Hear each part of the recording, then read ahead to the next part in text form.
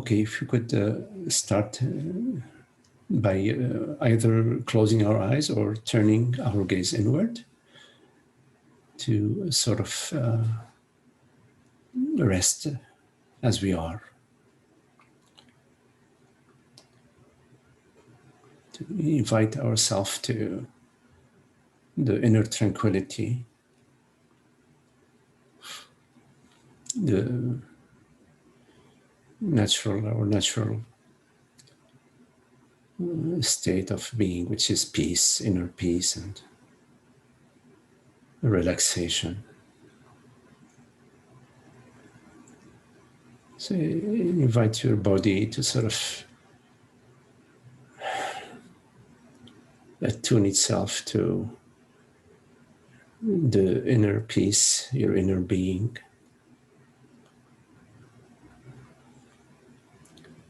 By allowing whatever arises to be as it is.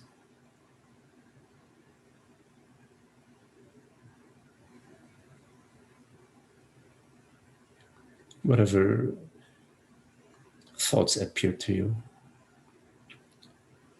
memories, perceptions, sensations, it's all fine, not a problem. Just simply allow it to be. Rest as being, rest as you are, effortlessly.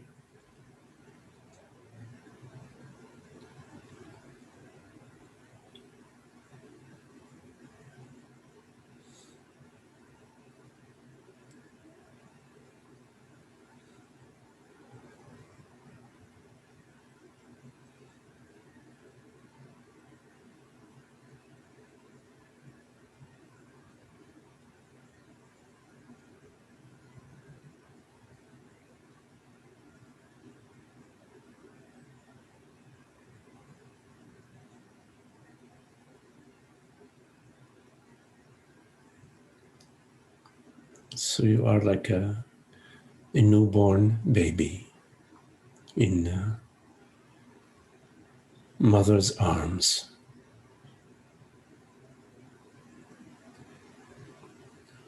Nothing you need to do.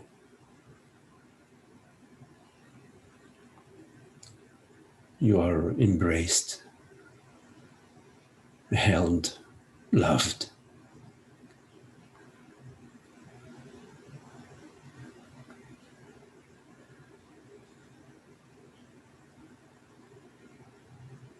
You are in God's hands, such beautiful hands.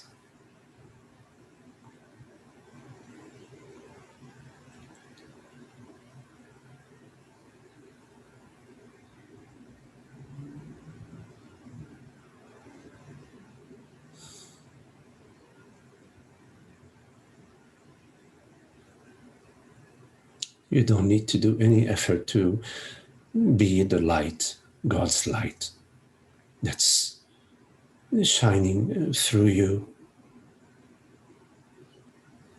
that's somehow appearing to you as sounds and perceptions, hearing these words, sensing the breath,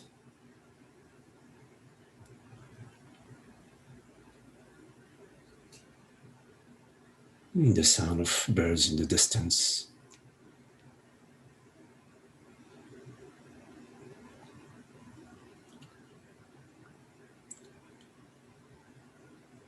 It is God's grace that's manifesting, that's appearing, that's being.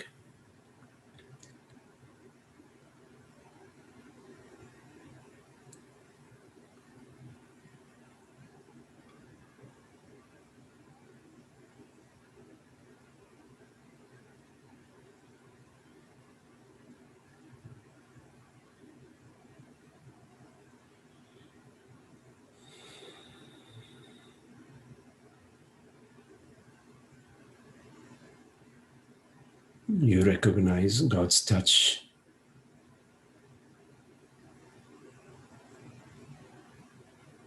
her gentle whisper,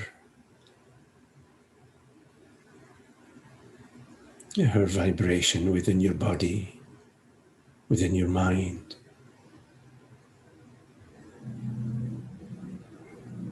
The sweetness, the freedom, the love.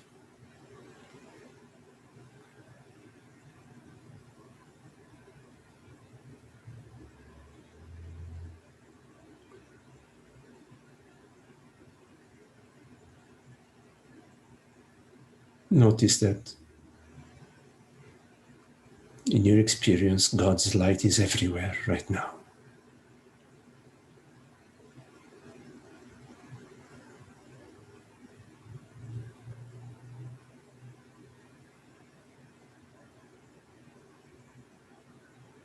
In the entire realm of your experience is blessed and is a blessing.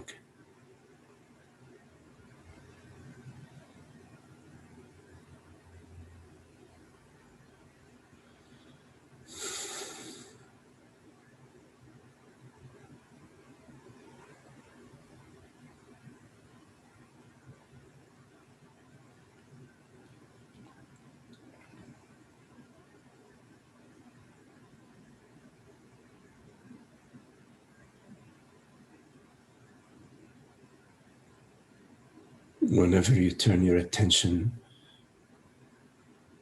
towards God, towards the source, towards your true being,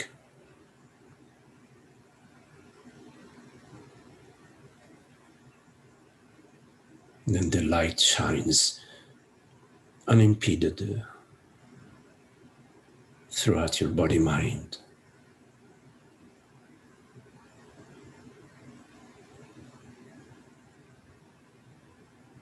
Simply by remaining as you are.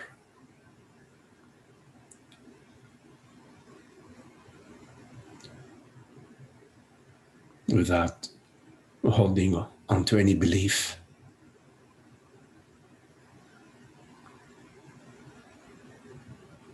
without maintaining any story about yourself or the world.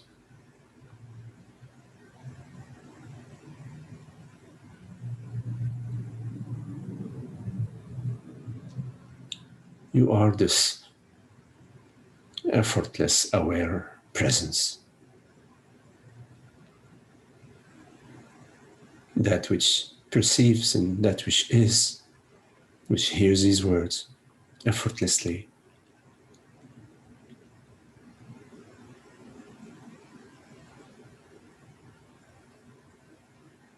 You are the wide open sky, the wind, the ocean, the sunshine.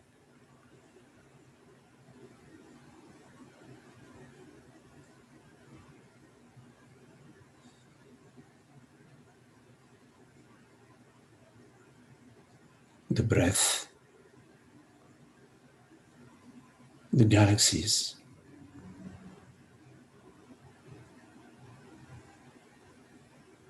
and beyond.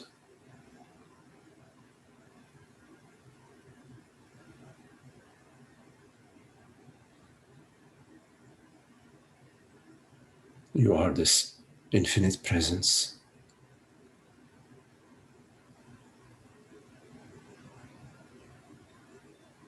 That permeates the entire realm, that excludes nothing. Everything is effortlessly included, effortlessly loved, effortlessly embraced.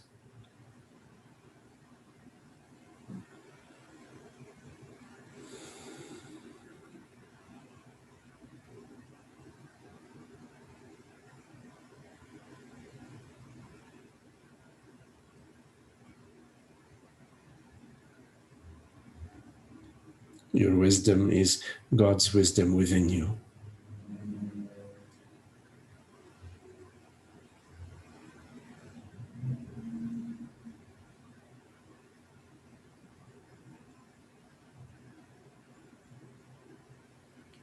Your being is God's being.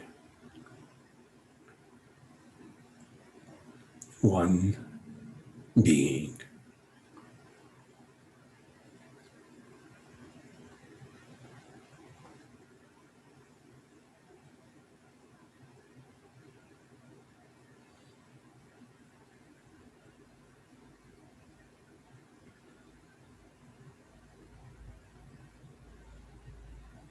The sense of self within you is God's sense of self within you.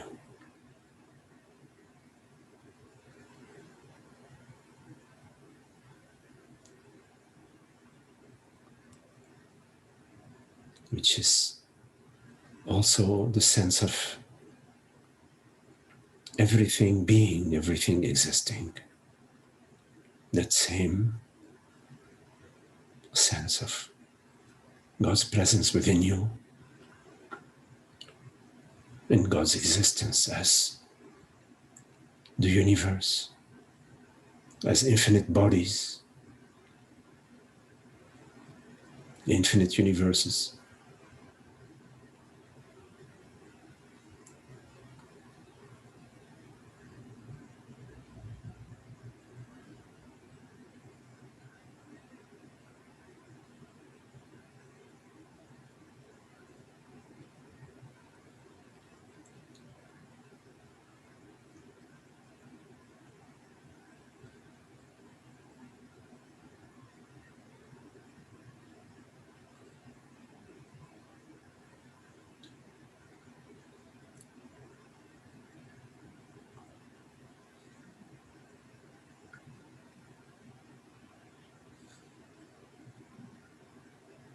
In everything that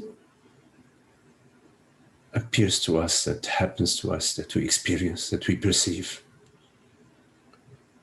there is God's message, which is a simple message. Come to me. You are my very self. Take that step towards me, which is no step at all. Recognize yourself as myself and myself as yourself.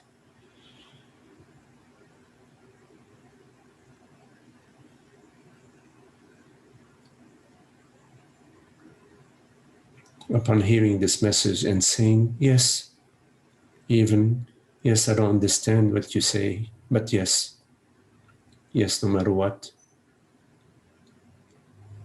you are opening yourself up to God's message, God's love. I say yes to you, but it does not matter whether I know what I'm saying yes to or not, as long as it is thou to which I am saying yes.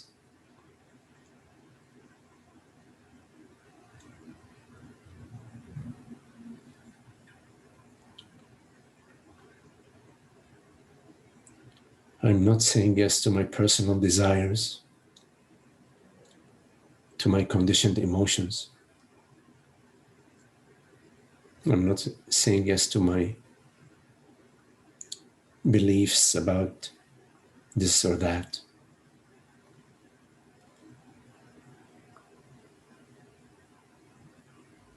I'm saying yes to thy grace, which I sense within my very being.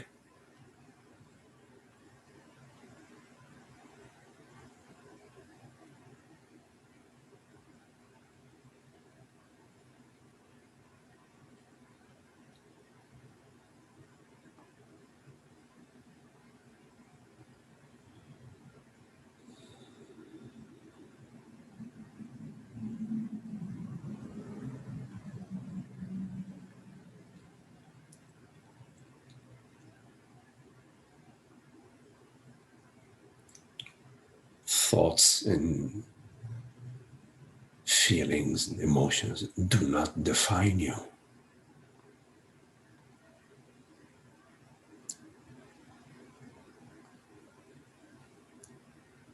whatever appears, which we refer to as the mind, does not define you.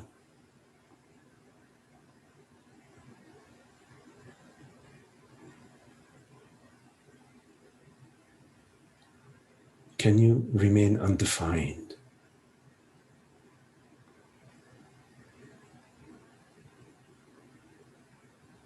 No gates, no barriers.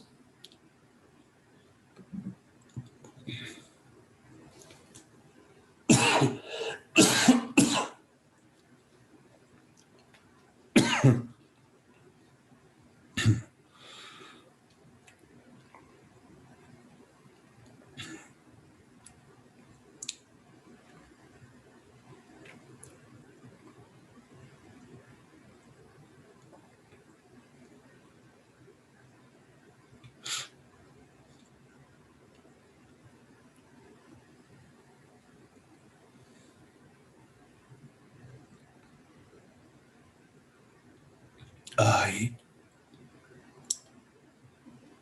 does not refer to anything I experience.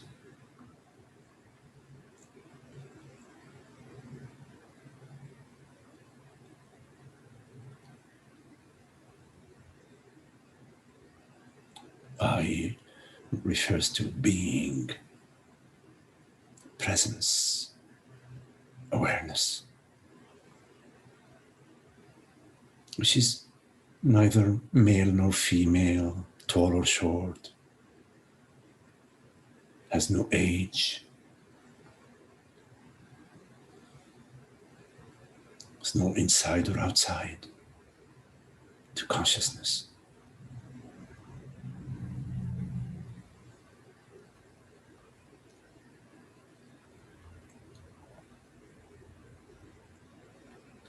Like a wide open screen, a transparent screen.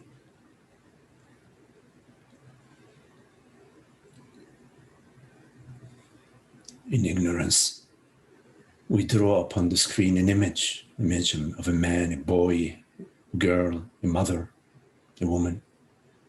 We draw an image. And then we identify the entire screen with that image.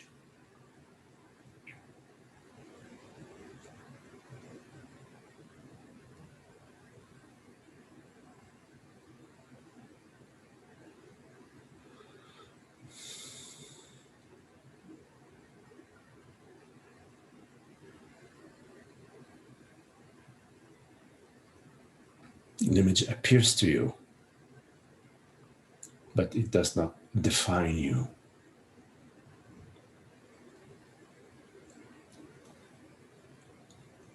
You know the image, but the image does not know you.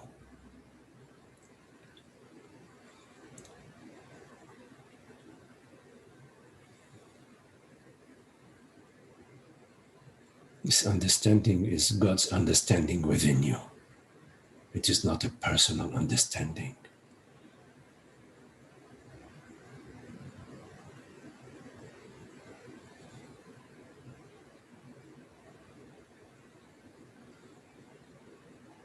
It's God's whisper.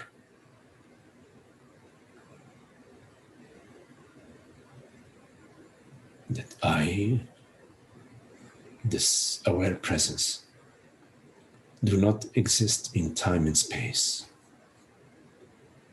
I do not exist within a storyline about a son, a daughter, a person.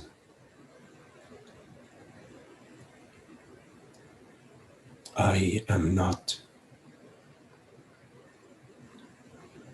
a limited personal entity existing in time and space.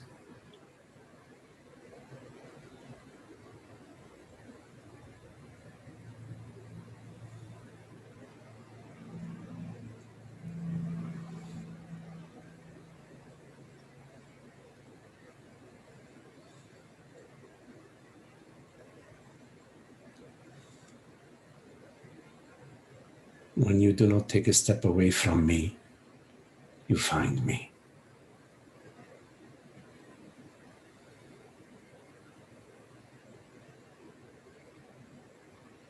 Simply do not take a step away.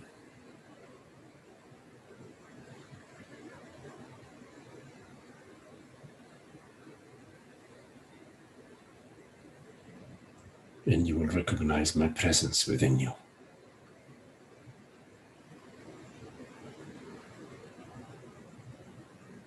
As you.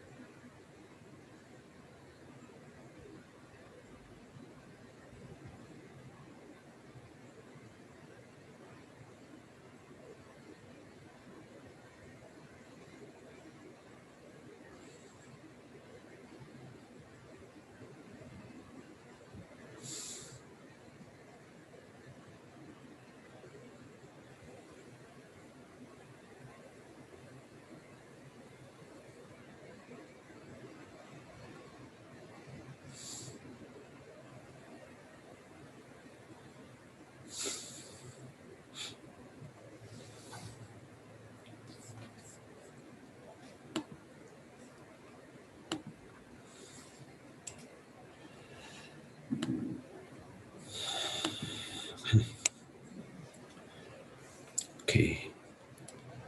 If there are any questions, please make sure you unmute your mic. Magdi? Hello, Zoe. For me? Yes, I hear you, Zoe. Okay, so I just loved that last line. Simply do not take a step away, because it really is. Zoe, I'm not hearing you. I'm not hearing you.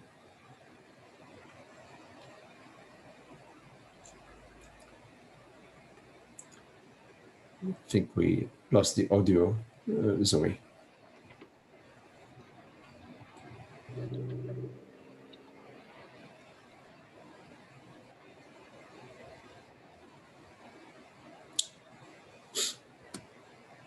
So maybe if you get audio back, Zoe, we can get back on. So in the meantime, if anybody has any question.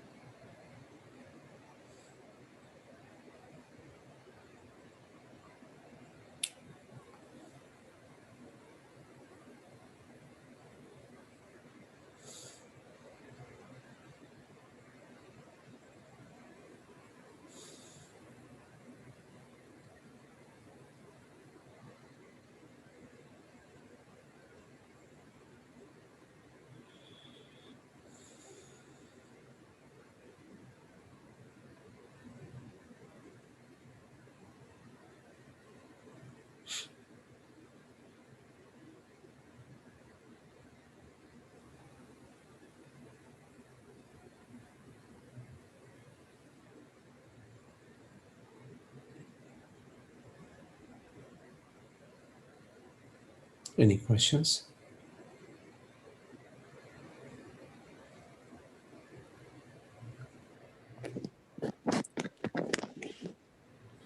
Hi, Magdi. Yes. Hello, Esther. Hi. Hey. Would you speak about living the understanding, day by day, with the understanding of no past and no future? Just speak about that, if Yeah. you understand what I mean. Mm-hmm. Okay.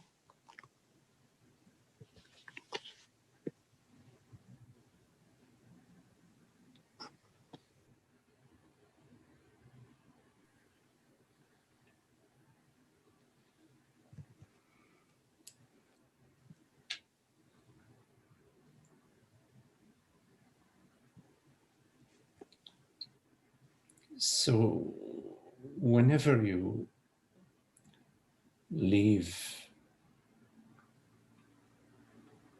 presence, meaning whenever you assume yourself to be Esther, to be somebody, you have at that moment gone into time and space. You have at that moment,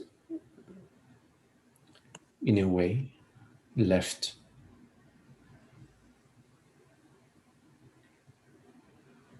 yourself, your true self.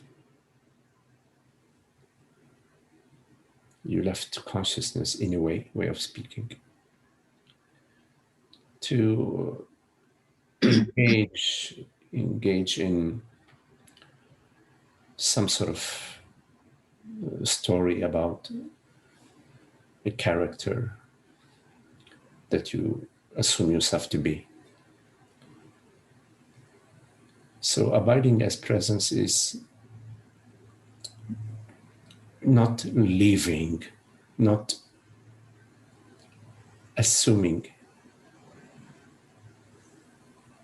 anything about consciousness, about yourself. So it's more like a ceasing the activity of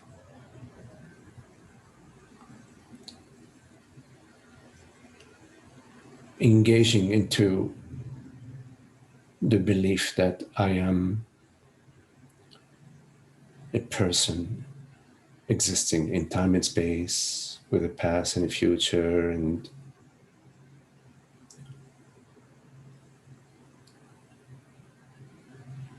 whenever you are not engaged in that process, then the natural order is prevailing. The natural order is the order that prevails throughout the entire universe, through the entire cosmos.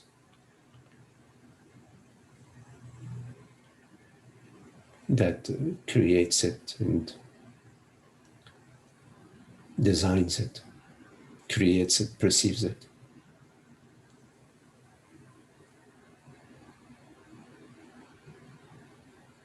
So abiding as your true nature is a sort of a resting, which is already what we are. It's the ground of being. The ground of being is rest, effortless restfulness, effortless restfulness. Within this effortless restfulness, there are no assumptions about what I am, or no structures or grand design about what I am. Because as that effortless restfulness, I am is absolute, as the isness of everything, and the beingness of everyone. It's already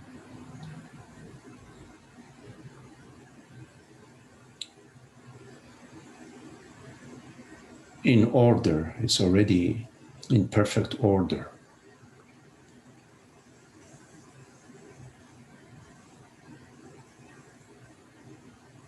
And whenever you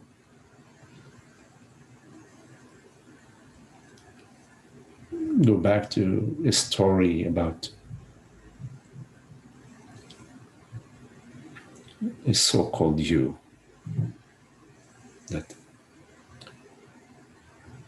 of course there is the assumption that I am Esther, a woman, a person.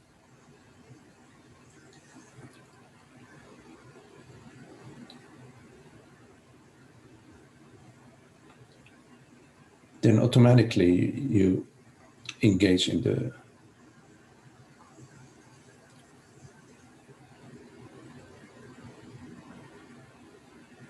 a story about a limited personal self that's vulnerable.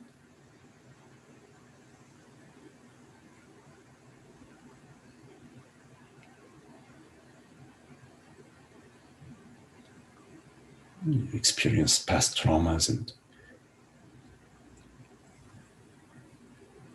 there are notions and ideas about the future.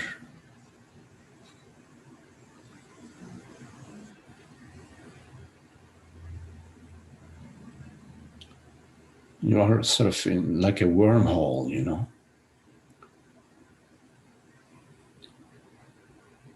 A wormhole.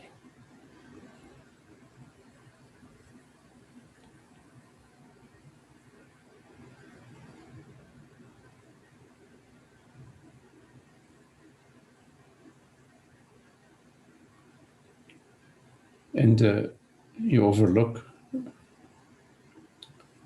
the inherent peace and freedom of being.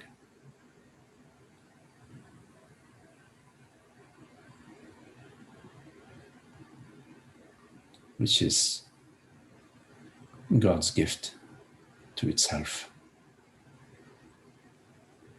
God's presence.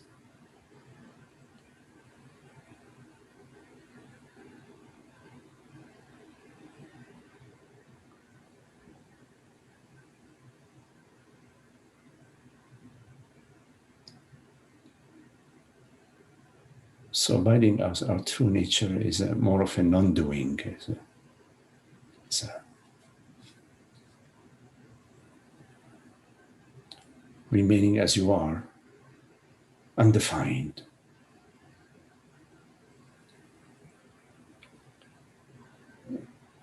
Not knowing and no need to know.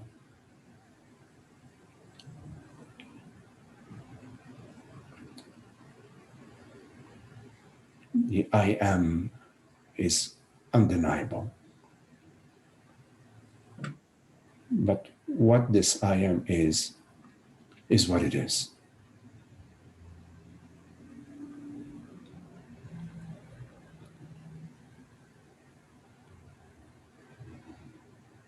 So that your mind doesn't come onto the scene to segment, to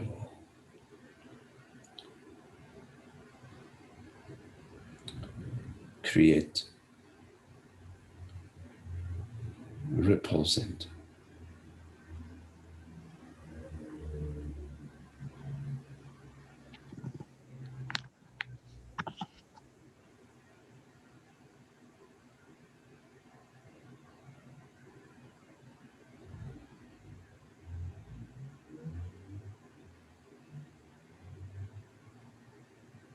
so as we are, as the reality of being, the mind is restful, awake, alive, unencumbered by opposites, free from seeking and avoiding.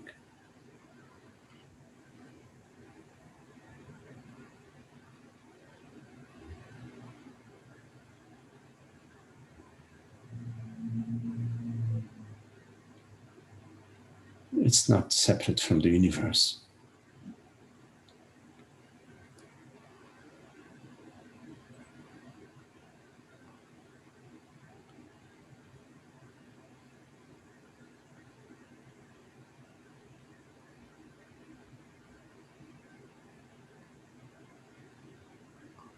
The universe is the universe, but it's by its very being.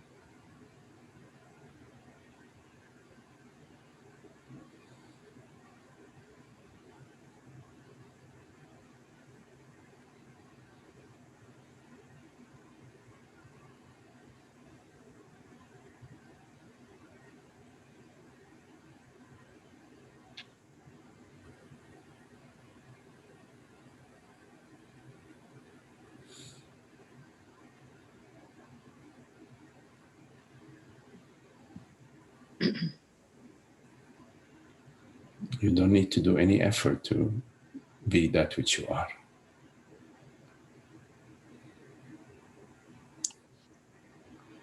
Magdi,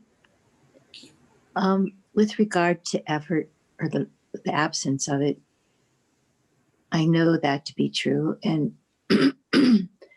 but at the same time, I'm learning that the necessity or it's not a necessity, but it's like taking a strong stand as the truth and not being wishy-washy about it, or maybe the true word is surrender. Do you know what I'm trying to say? You are the truth. And you don't need to take a strong stand to be that which you are. Simply do not be that which you are not.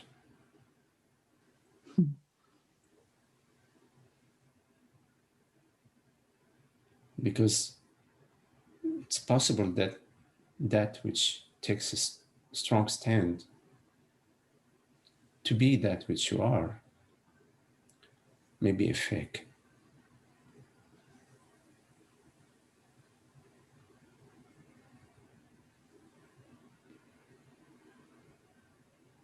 So it is simply a relaxing into being.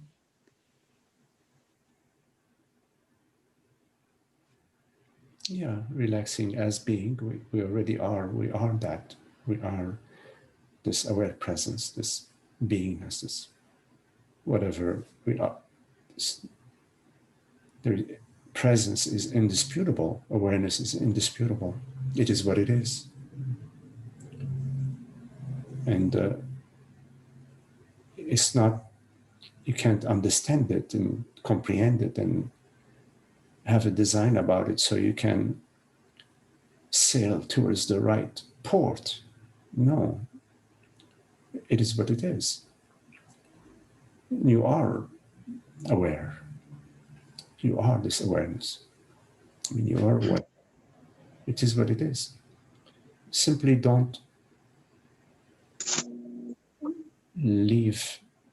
don't assume yourself to be anything. Don't be without knowing what you are. Be not knowing. Not knowing is not a detriment to being, because it's not a not knowing that is lacking knowledge. It's a not knowing that is resting on the reality of consciousness. Consciousness isn't concerned about knowing what it is and to have a great formulation about it. For whom? For what purpose? For what purpose? The ocean is. It is.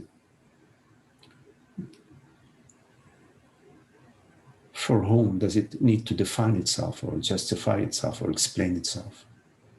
To whom?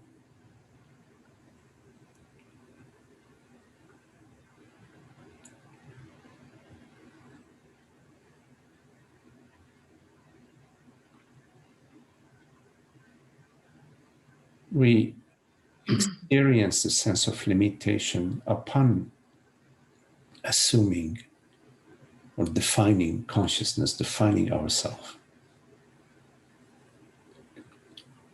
and therefore engaging, and from then on, engaging in some activities to get somewhere, to get it. We are it. So even the surrender still has a trace of a subject and an object and a purpose. So yes, it's naturally, effortlessly, consciousness is absolute yesness, absolute openness to what, to whom, to itself. It's not saying yes to something outside of itself, to some other reality. I mean, we speak here in a relative sense. We say yes, but as soon as we say yes, there is immediately the no, yes versus no. So maybe we could say that consciousness is whatever is, whatever is, because obviously right now there is some reality, irrespective of whether the content of our experience may be a dream, irrespective of that possibility, there is a reality even to that dream. There's something that perceives, there's something rather than nothing.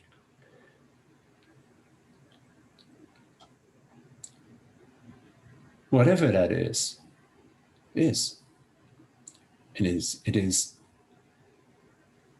the reality of our experience. It is awareness. It's already, it's never eclipsed, it's never,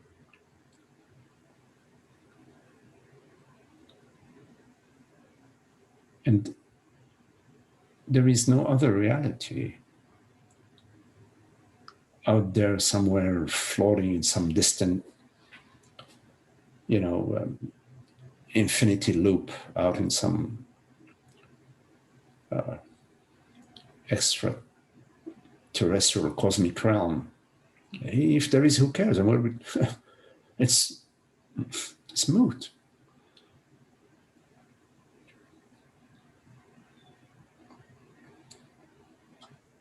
And the download that I am the son born in such a village in such a year, and that I am this person with brothers and cousins and father and mother and aunts and uncles and did this and did that, and that narrative doesn't apply to consciousness, doesn't apply to this I, which has no name, no age, no form, there's no possible word that can truly speak to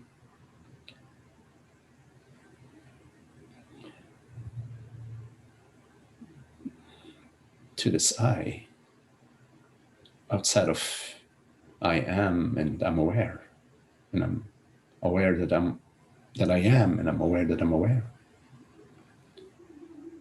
Beyond that,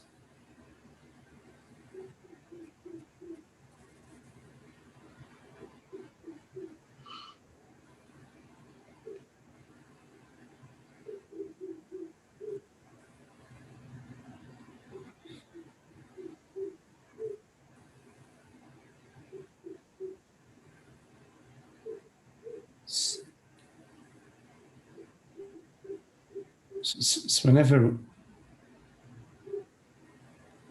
we go to the me,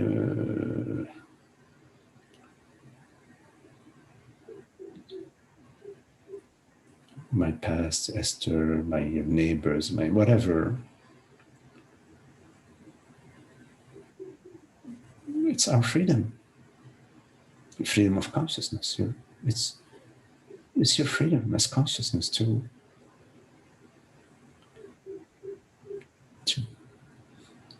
identify yourself as Esther and to identify yourself as a mother, a neighbor, a woman, whatever. It's your freedom. But you don't need to.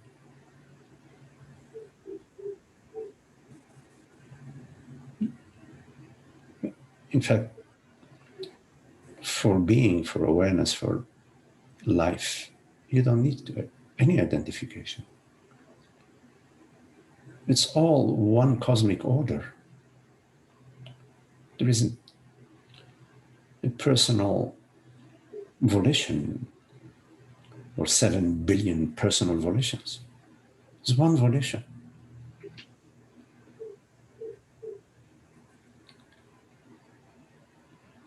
And for the body mind, whatever is required is available, and it goes in whatever direction it goes.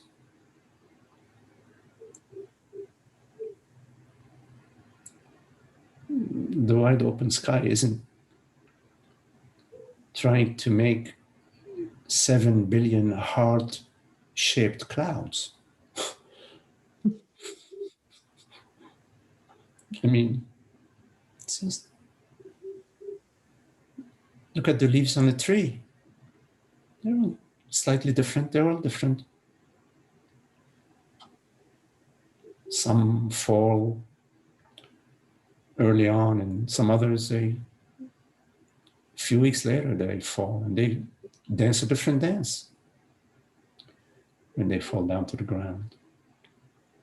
It's all a cosmic order. So is your breath. So is similarly how your body is developing and unfolding, thoughts that appear to you. It's all a cosmic realm.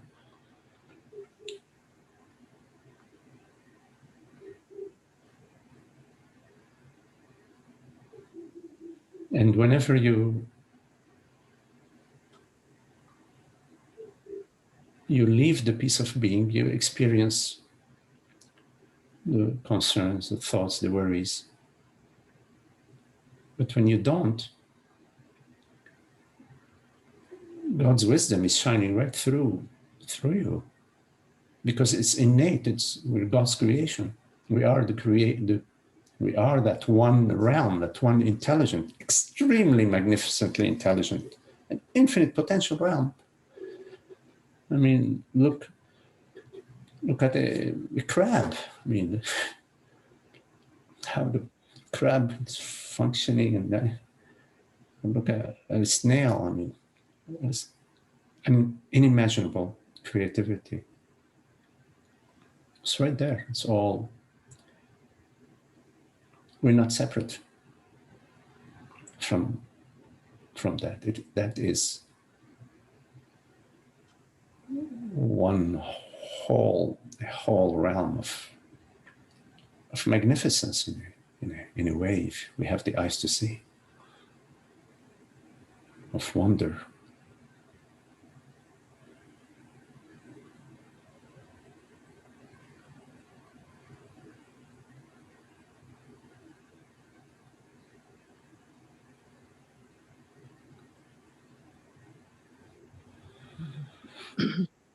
So beautiful, Magdi. Thank you.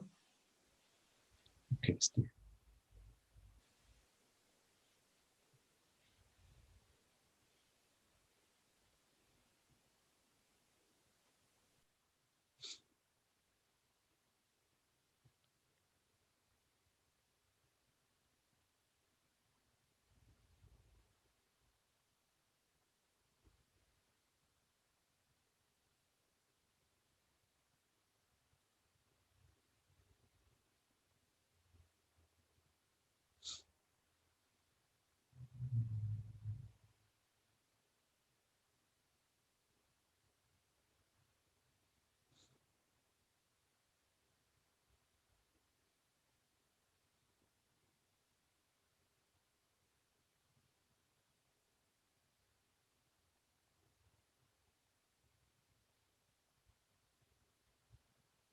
Any questions?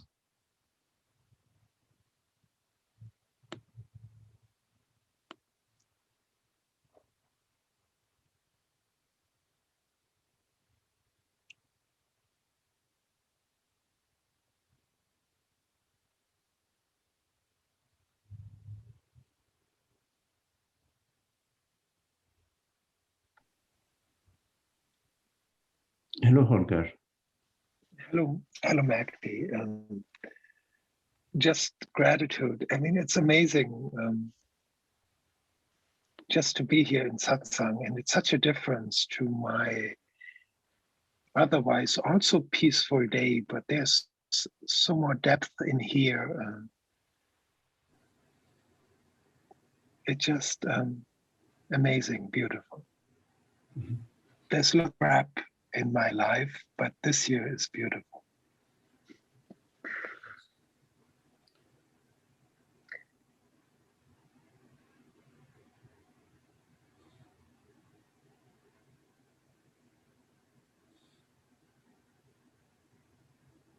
And I don't know where I get lost, where it dims down the light. It just maybe happens very slowly or subtly. And in a way, it doesn't dim down. It's just, yeah.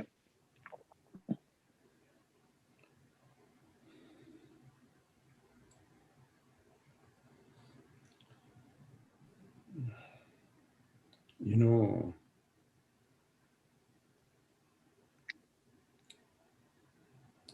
sometimes we come to the spring and we take a few gulps of the fresh spring water.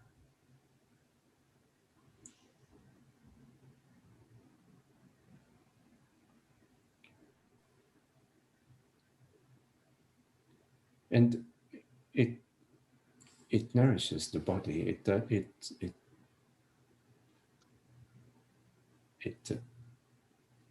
brings us this joy, this rejuvenated sense of feeling.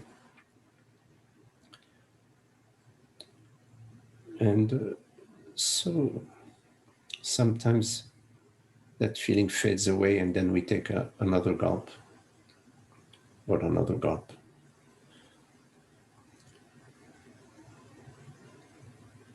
I wouldn't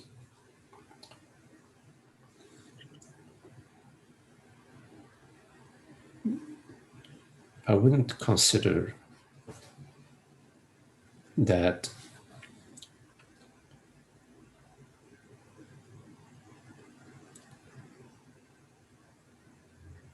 I am that there is any error, that there is anything bad happening.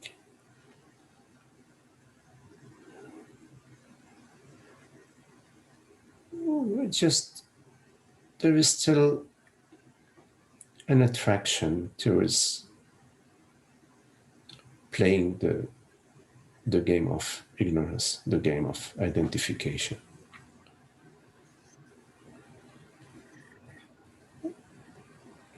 So we do. There is still some interest.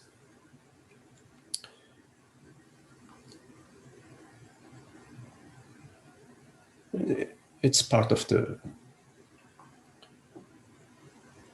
process, because that interest in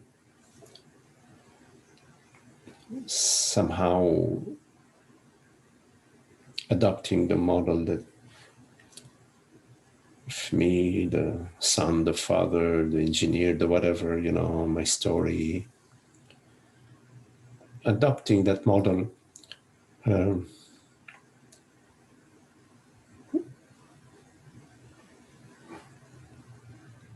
brings within us the desire to return to the spring. It,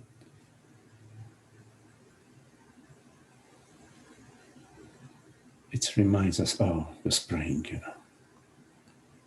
Because once you have taken a gulp of the spring water, you don't forget it. I remember many years ago, my brother, I have a brother, he's one immediately younger than, 1 year younger than I. He had this project, he may still have it, I don't know, of building a huge plant of to bottle water. And he talked about it and about it and about it. Every time I met him, he would talk about it. I was like, a big plant, you know. I said, yeah, he doesn't have his feet planted on the ground, you know. And one day he brought, it was a spring, a huge spring supposedly, very abundant, out in West Virginia by a wilderness reserve, you know. I forgot the name of the area. So one day he came with a couple of bottles of this spring water. He says, oh, you have to taste this. I said, okay, fine. He's talked so much about it. Let me taste it. I took a gulp. Holger, I was transported into heaven. It was amazing. It was that water is really amazing. And in a way, I'm sorry I took that gulp, because now I cannot find any good water anymore because of that such, I don't know what it is about this water. It's just, anyways, yeah, so it's all good. It's all perfect. You know, it's all perfect because we already have tasted that water. And that is a huge blessing. It's a huge blessing. And of course, it's a metaphor. And the water in this metaphor is God's presence, God's being. It's universal consciousness, awareness, being. I had a glimpse into the reality of consciousness. That is what Francis often says, it's the beginning of the path. In other words, you have a path to the path, and at some point when you have a glimpse in your true nature, you are on the path, and that is a gift from God. So when you're on the path, you're very fortunate in that you have God traveling with you. You see, never leaving your hand. In a way, God never leaves anybody's hands. But now you know, you should know, your hand is in God's hand. And your hand is God's hand.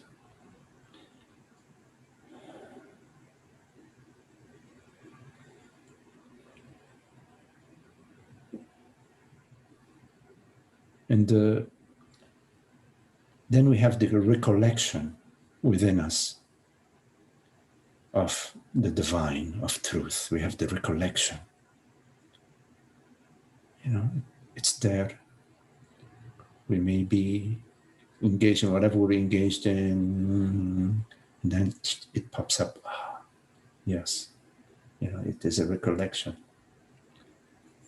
We need to value this recollection rather than the judgment about, oh, why am I? Because the judgment is part of the ignorance, it's part of the identification. Meaning that there is the assumption that awakening is personal. That if I, as a person, can realize consciousness, then I will be enlightened. No. Consciousness is absolute. It's no personal awakening or personal enlightenment. It's just a incorrect way of speaking it. So rather than doing the personal judgment, which is the wrong model, to sort of say, oh wow, I'm recollecting, and whenever you become aware that you are now assuming yourself to be Holger, which you are not. Holger is the body-mind. Whenever you notice that you're assuming yourself to be the body-mind, a father, a son, whatever, it's a moment of grace. At that moment, you are in the wisdom.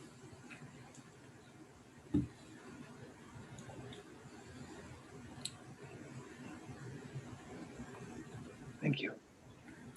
Okay, Holger.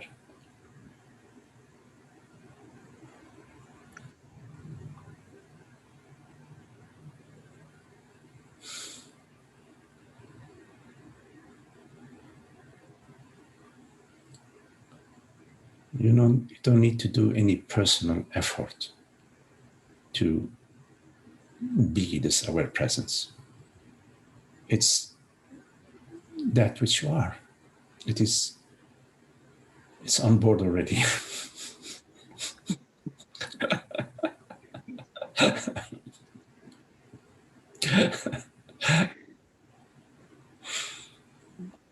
But there's still some kindergarten going on inside, some resistance or some.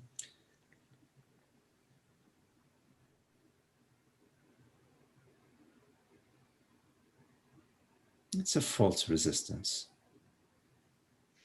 Because who is the resistor? There is no resistor. There's no resistor. It's a falsehood.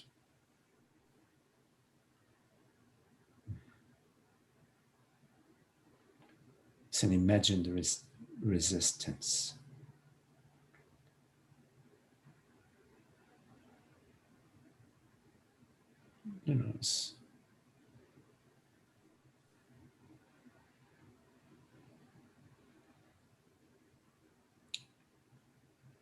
We still want one more lick of the lollipop, We still want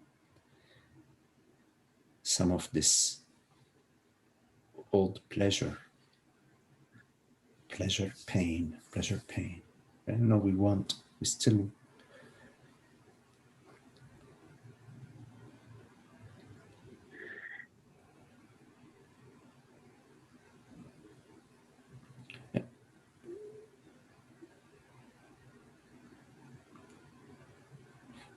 we engage in the me story and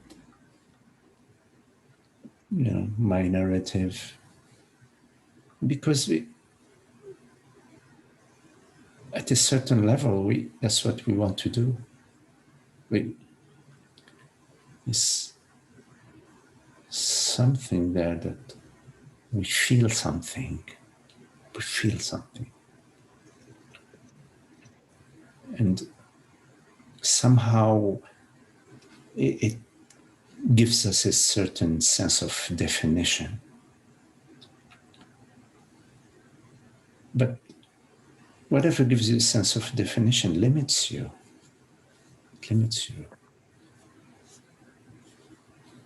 You don't need it. You can enjoy a walk, you can enjoy reading a book, you can enjoy cooking something, you can enjoy playing with your daughter, you can enjoy so many things. If you want to feel something.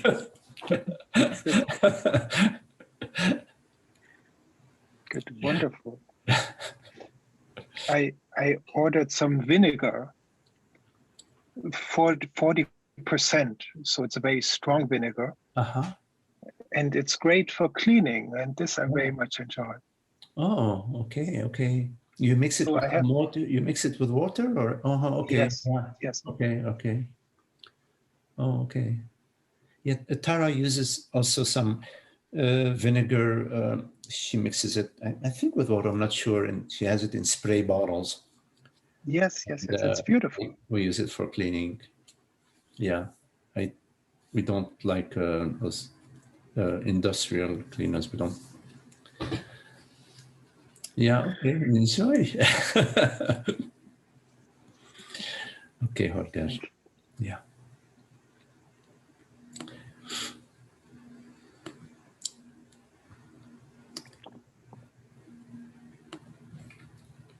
Magdi? Yes, yes, Zoe, I hear you now. Yes.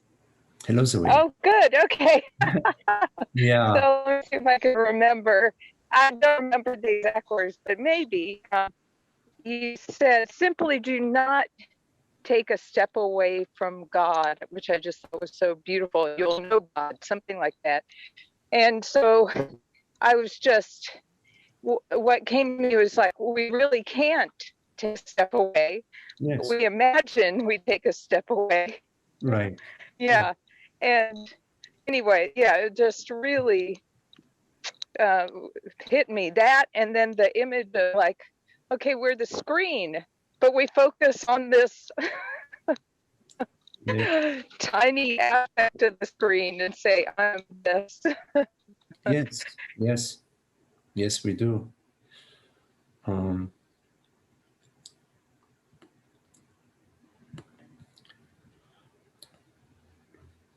maybe we lost Zoe. Oh no, Zoe, you're still here. Yeah. Yeah. Okay, well, that's it. I guess I'm cutting in and out. So anyway, it Oh, just was, that meditation was so beautiful and okay. just, yeah, like there's no way we can step away from God, but we Yeah. pretend that we can. Right. Right. Yeah. Right.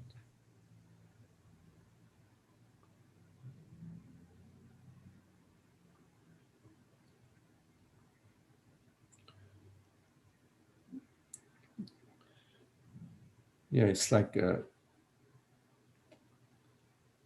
when you are dreaming, you are never leaving yourself. You are the dreamer, even though you may be dreaming. You know, you're traveling to distant countries and distant galaxies. You're never leaving yourself. It's not possible. So in a way, that's we can understand that. But in the dream, sometimes in our night dream, we dream something really awful is happening to us, and we experience the emotions, and the emotions they always relate to me being what I imagine myself to be, what I define myself to be, what I define consciousness to be, because myself is consciousness. There is no other self. But whenever you define yourself, then there is that sense, the feeling of me in your dream. And it's true, you never leave yourself as consciousness. It's not possible to be anything else but consciousness. So that understanding is a very important understanding, which refers to the impossibility for you to be a me, to be a body mind. You cannot be both a limited personal self and awareness.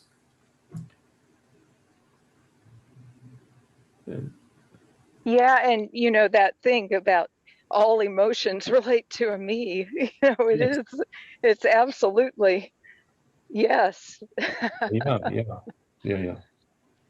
And you know, I was in my classroom this afternoon and there was this technology issue, and I could feel this frustration arising. And it was just so interesting to watch it and go, Oh, Mm. I could pull in and get, wrapped up in a ball right Uh, here. I often get frustrated around technology. There's something about technology that gets you frustrated. Oh boy. It's like, you except if you are very knowledgeable in these things. It's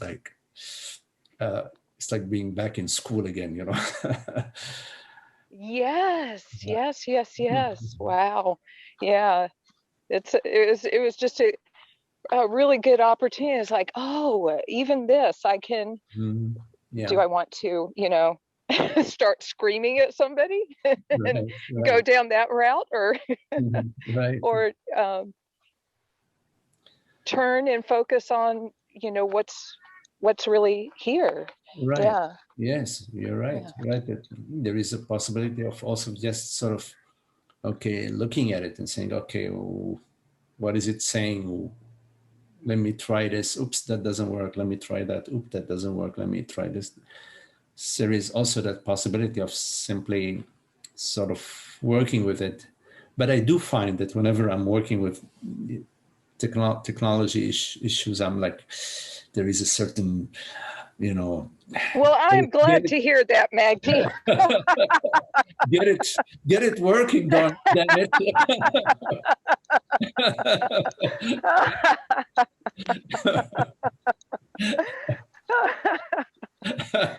Okay, perfect. Thank you.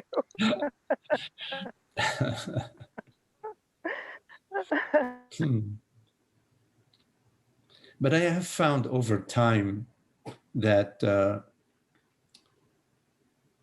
that I'm more patient with, things, not just technology, like repairing things, or you know that somehow also with the repairing things, it could be a simple thing around the house. I find myself to be okay, let's do it. Is this, and at the same time it's like, okay, the way it works is molo molo, easy easy. Okay, look at it, try to understand it. Okay, maybe it's this, maybe it's that. Let's try this, let's try that. So maybe as the body is aging, the brain is slower. It doesn't get fired up as quickly around stuff like that. Yeah, any workplace that you get evaluations. Oh, you yeah. know, I had this teacher stop by the other day, and she was really frustrated because she thought she should have gotten a higher evaluation. And I was just Oh, like, I really don't care.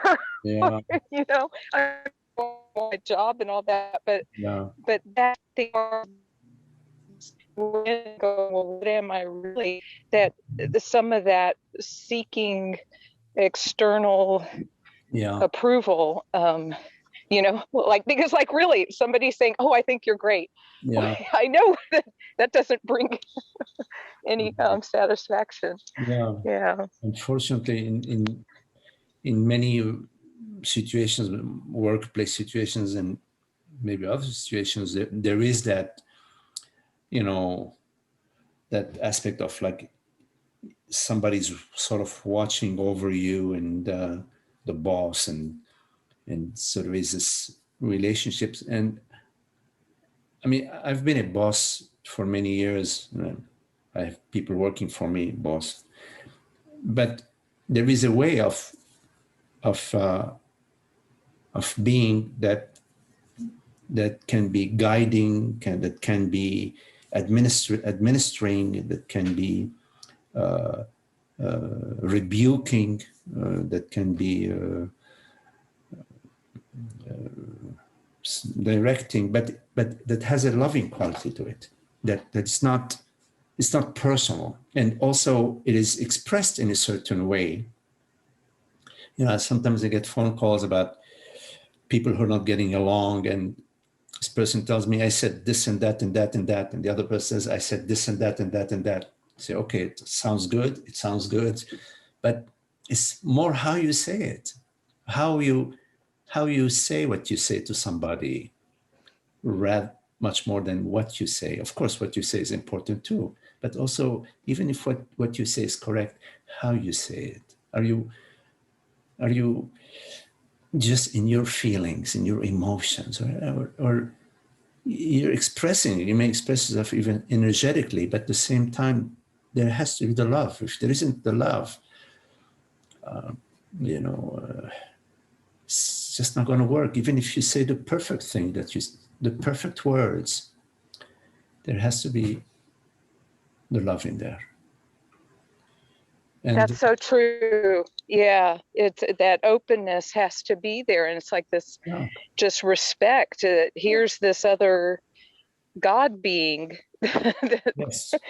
Yeah, like total equal. Yeah. Yes. Yeah. Absolutely. Totally.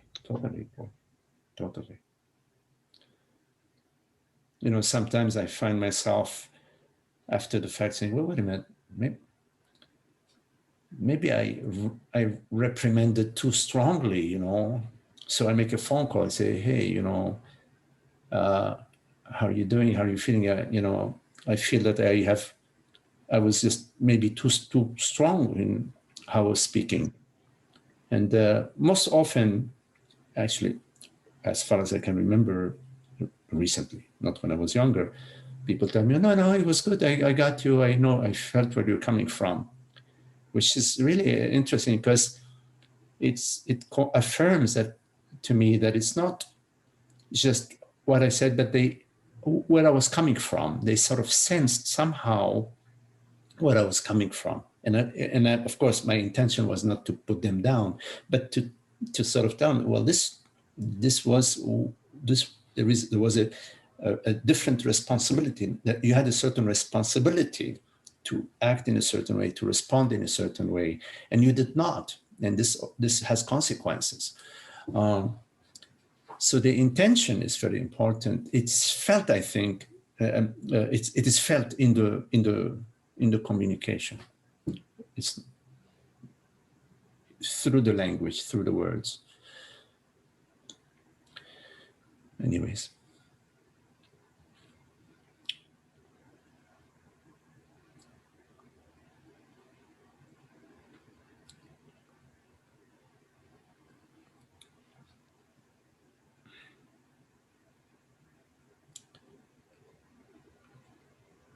So any questions?